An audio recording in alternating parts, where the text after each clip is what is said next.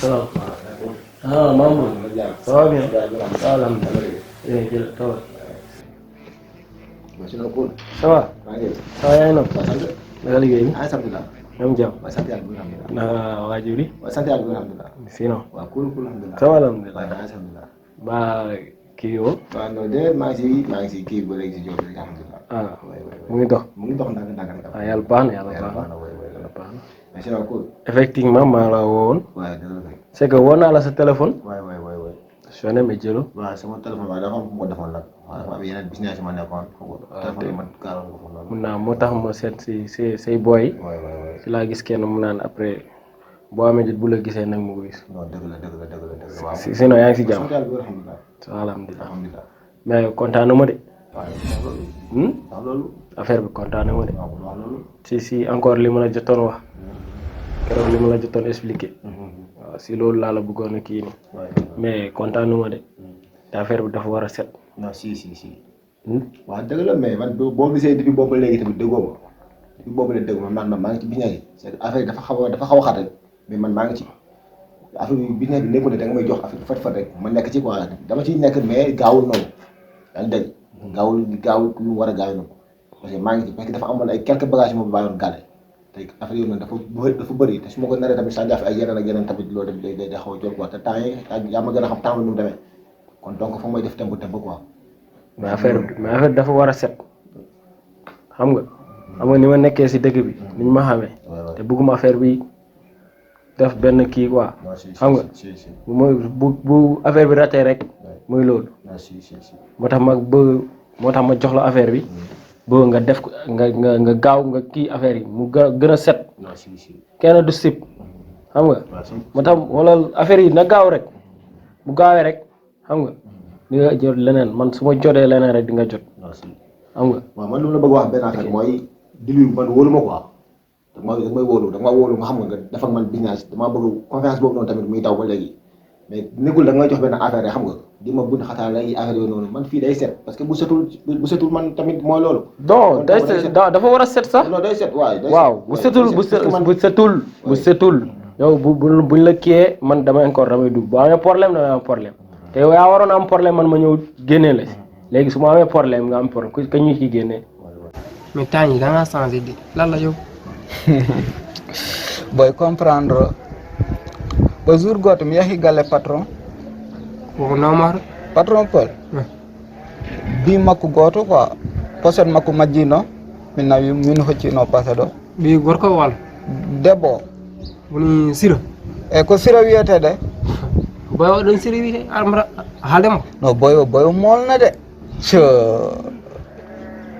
bolligo silol bay majani bammo kede majani bo oɗon ko affaire sar tan en hi affaire konko wala haajo hay goto à part sihilamo ko mo jiyamɓe o yaade ɓe école tan galle men o haaldira hay goto kan paaɓe men boyɓe paaɓe kay o dama ham ba non man boyɓe dama koye jël boyɓe man gisna bomo yoɓe posé ɗo omo nan daara aram dartama ko kalis mo ko woni hen gartiɗɗa komi haalama akama majani min patron Paul min o bagage mo ko dal mi liggey woni hakkunde amen tan chantier à part chantier gasi par ce que min mo hoolahimo descend par ce que patron Paul chantier tan o jogui ko patron simplement ko haalis mo jogui o ko hokkimi so ɗum ne hokkam ɗum boy andu ko kalda ko min mbarani kalamo de min patron Paul mo hoolami hay seedde kenn moo tax bugguma affaire bi mu am benn taas dégg nga non doo am taas parce que yu mel noonu man yàgg naa ko job parce que man ak ñoom ay ngay dégg ñoom Alex man ak ñoom ñoo doon jobandoo business yooyu noonu yaa ngi dégg kon donc man duma ci cere kon su fekkee da nga ma jox say action yoo xam ne dama si yima kii tamit yow tamit naa sul quoi man moom loolu c'est affaire non day set damaa ragal affaire bi rek quoi damaa bëgg noo maata pël affaire bi noo maata man affaire bi danaa ko job nu mu waree amul benn problème quoi loolu moom la sa xel daal quoi dëgg la kon dafa war a set dëgg la noonu lay dafa war a set loolu rek laa la woon fii amul problème waaw pour affaire bi moom xam nga bu affaire bi motee rek da nga koy am booy encore dañ ciy gis seen bopp quoi. si non lu tax dama laa wóolu moo tax loolu lépp lu mu war a kii dama la ciy boole. dëgg la affaire yooyu noonu moom jarul nga si kii quoi garaawul. man kay du ma la wax rek comme début bi ñuy doog a commencé du ma la tegaloon. man boo ma joxee say mission dama la koy gérer mu mat. kon donc bu am benn affaire boo xam ne da nga ma koy xam nga dañ koy business sa xel di ñaaw si yooyu noonu wala ngay am yoo xam ne xam nga ngay ragal man bëgguma loolu quoi man du ma yooyu yoxol quoi même sama booy may formé sax duñu loxol ku ci loxol dama lay génne kon donc affaire yu mel noonu moom xoolal bu ci am sax looy xamante ni ngay xel ñaar la quoi dëgg.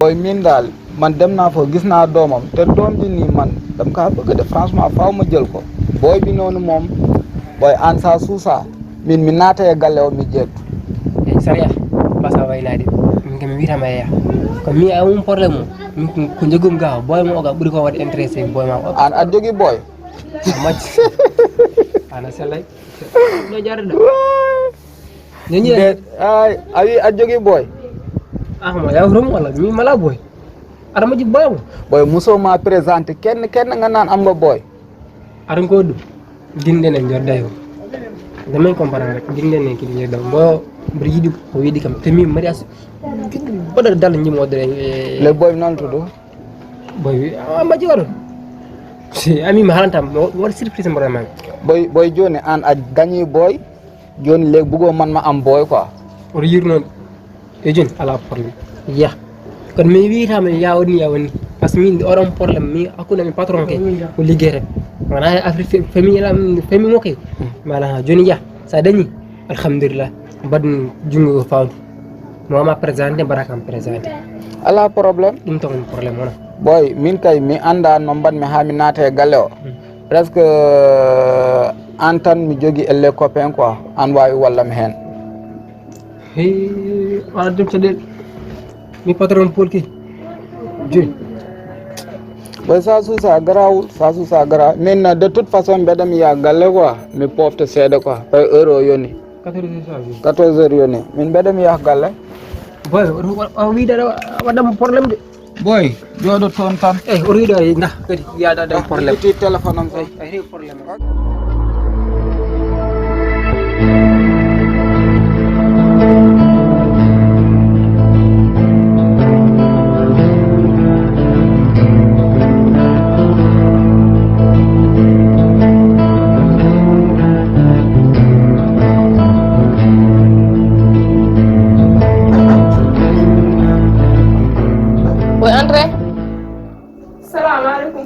Waalaikum salam. Sir, ça va? Oui, ça va? Asel. Mbada tampel? Modou ni? Ana selli? Jam tan kay. Jam tan ni? Modou. Jam mashallah. Jam tan. Bismillah ma jaro? Mbani. Jam tan ni? Modou ni? Mbada tampel? Jam tan kay. Jam tan ni wallahi. Modou.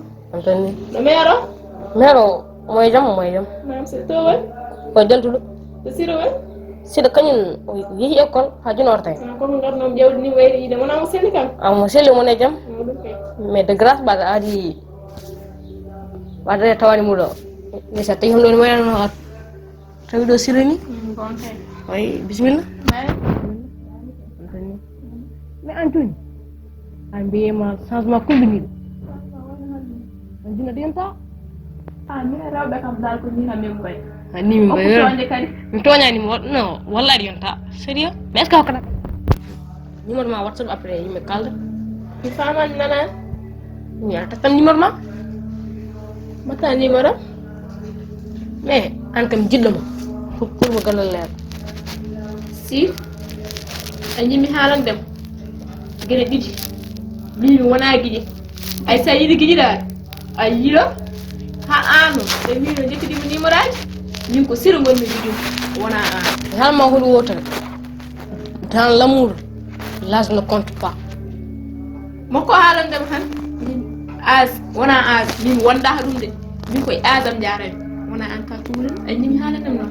C'est ça la première fois et dernière fois kan halan affaire yidde ma an. Ni ma. c'est la première fois et ça ne sera pas la dernière fois Ay jimi halan dem. Ko mi wona gidi. Mi wona gidi. Ay yidi gidi da. Ay yidi.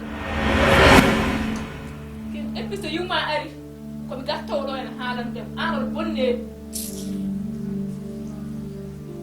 Kala ko fi ngol sabina. Manda kala manda.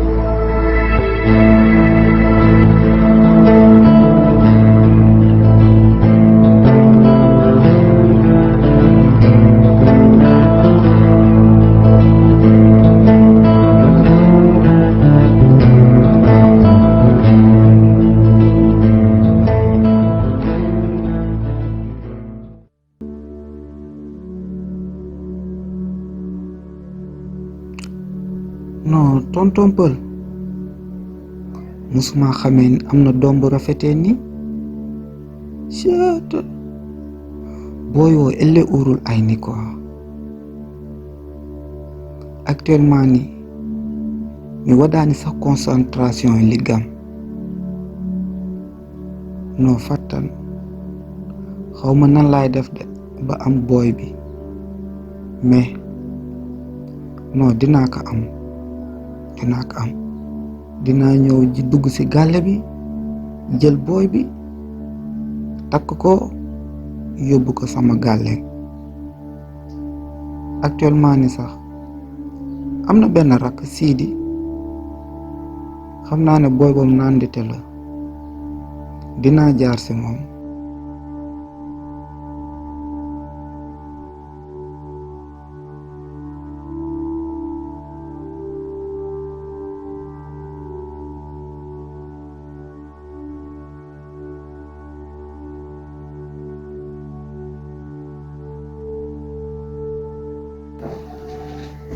Baba Gale Ah, ça va ça? ko an noddiyam Minoduma. on fini on mbaale jam Jam Modou ni Barakalla. jam tan Jam bolo. Modou Alhamdulillah. no liggeeyo Modou. onan fini yam Wala Modou. machallah Jam boro no man. Je oɗo jamaɗo oɗo siro kanko de noddiyam ɗo junjun no hawade mo yaade ɗum koccinoɗo konngol moccinoɗo joni Allah wallimo wi haw yettima e o jengi o heeɓi ko heɓanno o fof heeɓi kayitaji mum joni o wi komo arta kadi so arti o wi komo hokke beele ballanmo kokke mum ɗum koko moƴƴi min kay somi dañi siramore ummoɗo e juuɗam he ko yettere Allah no feewi mi yettat Allah no feewi ha wona seeɗa eyyi noon o haalanima no ara ala o wiyanma ko ɗum ko wiyam moɗɗani aɗa andi kay min kam min mi meeɗa hewnude min mi meeɗa hewnude to jeyatami kono somi dañi o kew so Allah jaaɓi joomum dede min a majjani min hayso neɗɗo goɗɗo hewni no foti ko kara wiyomi naw samilaji ɗo ɗiɗon samilaji jo so nandinama fof ha rendi no foti hawrat milengaji mbiya ɗo ɗum ne oɗo hew wonta kew famɗuɗo non jamais de la vie o hew mi waɗanmo tan kew hewmo ala hay nokku mo gandanɗa meeɗa wonde ɗo e kanel he on jiyamino siram ala o sira ko min jeeyi ɗum an ko hammadi ma fat hammadi ma on sira ko min jeeyi ɗum eyyi noon dede ɗum ne mi yahat nder mi waɗa préparé won toppumi yaade ara yiyan guilnani minen gurnoɗo haɓe toñam ɓe mbi ala hande kay hande gonɗa ko ñantade mbimi yummaɓe rewi ɗo